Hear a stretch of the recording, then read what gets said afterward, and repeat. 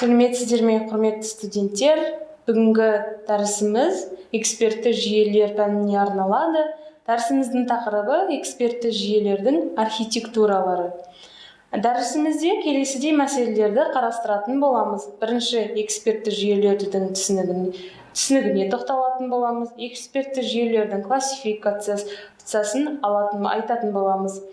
Енді ең алдымен жалпы экспертті жүйе деп мамандардың нақты саладағы білімдерін қолданып және сол эмпирикалық тәжірибені қолданушыға кеңес ретінде ұсынатын күрделі программалық кешендерді айтамыз.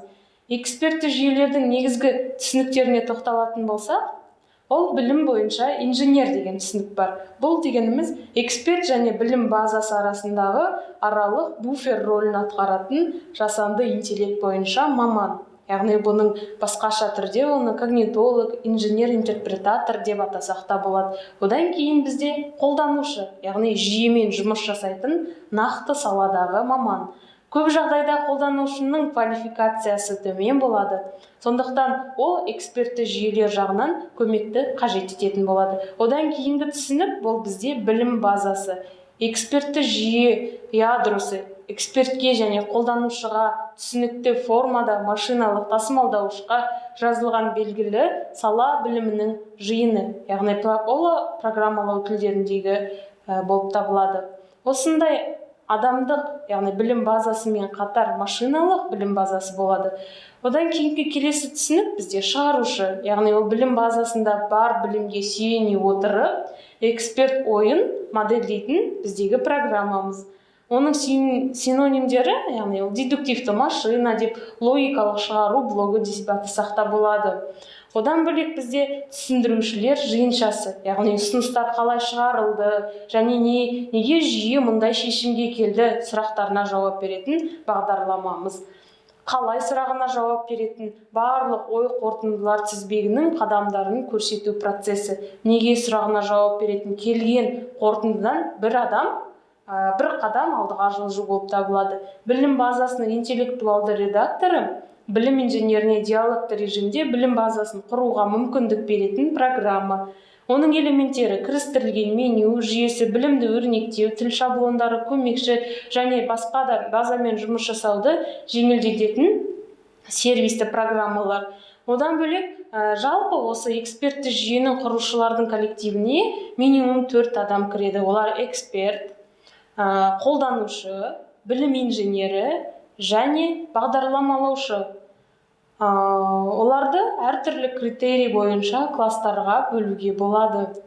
Шығарылатын есеп бойынша классификация, нақты уақытпен байланыс бойынша классификация және басқа программалармен интеграциялану дәрежесі бойынша классификация. Бірінші біз шығарылатын есеп бойынша классификацияға тоқталсақ, оның өзінде біріншісінде ол мәліметтерді интерпретациялау, яғни бұл экспертті жүйелердің дәстүрлі есептерінің бірі. Мәліметтерді интерпретациялау деп нәтижесінде нақты болатын мәліметтердің мағынасын анықтауды айтамыз.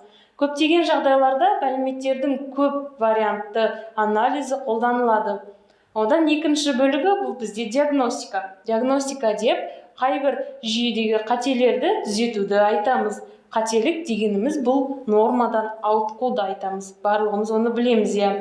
Негізгі біздегі проблемалар қауіпті жағдайды өткізу және ложный срабатывание инверсті есебі болып табылады. Бұл проблемалардың қиындығы қауіпті жағдайдың симптомдарының түсініксіздігі және уақытты ескеру.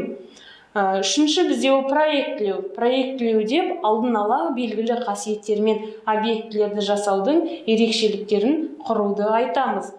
Ерекшелік деп барлық керек құжаттар жиынын айтамыз. Сызба, түсініктеме қағазы және тағы да басқалар. Мұндағы негізгі проблемалар объект жайлы білімнің нақты структуралық сипаттамасын алу және іздер проблемасы. Эффективті проектлеу және қайта проектлеу үшін проекті шешімдерді ғана емес және оларды қабылдау мотивтерінде құру керек. Проектлеу есептерінде экспертті жүйеде болатын екі негізгі процестер тығыз байланысты болады. Қорытындыны шығару процесі және түсіндіру процесі. Келесі төртінші бізде ол болжамдау.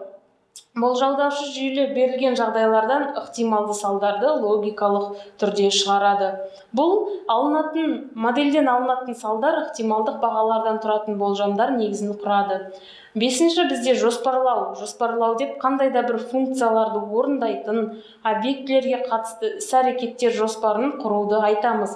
Мұндай экспертті жүйелерде жоспарланған іс-әрекеттердің салдарын логикалық түрде тұжырымдайтын нақты объектілердің әрекет модельдері қолданылады. Алтыншы, бізде ол оқыту жүйелері электрондық есептеуіш машина көмегімен қандай да бір пәнді оқу барысындағы қателерді анықтайды және дұрыс шешімді көрсетеді. Олар нашар оқушы жайлы және оның қателіктері жайлы білімді қолданады және жұмыс істеу барысында оқытылатындардың қателіктерін анықтап, оларды жоюға бағытталады. Оқушының деңгейіне байланысты қарым-қатынас жасау мүмкіндігін қарастырылады. Енді біз дәрісімізді қорытындыласақ, сонымен бізде экспертті жүйеде мамандардың нақты саладағы білімдерін қолданып, және сол эмпирикалық тәжірибені қолданушыға кеңес ретінде ұсынатын күрделі программалық кешендерді айтады екенбіз. Білімге негізделген жүйелерді анализ және синтез есептерін шешетін жүйелерге бөлуге болады екен.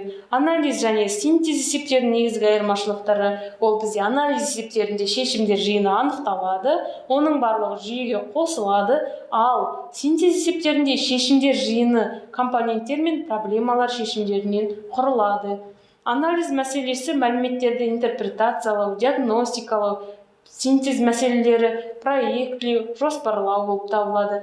Біріктірілген есептер оқыту, мониторинг, болжамдау сияқты болып табылады. Енді сіздерге бүгінгі алған білімдеріңізді пысықтау мақсатында өзіндік бақылау сұрақтары берілген.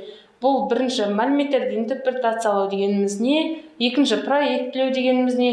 Одан кейін үшінші, бізде шешімдерді қабылдау деген не? Яғни, осы сұрақтарға жауап бере отыру арқылы сіздер бүгінгі алған білімдеріңізді қорытындылай аласыздар. Бүгінге осы назар қойып тыңдағандарыңызға рахмет.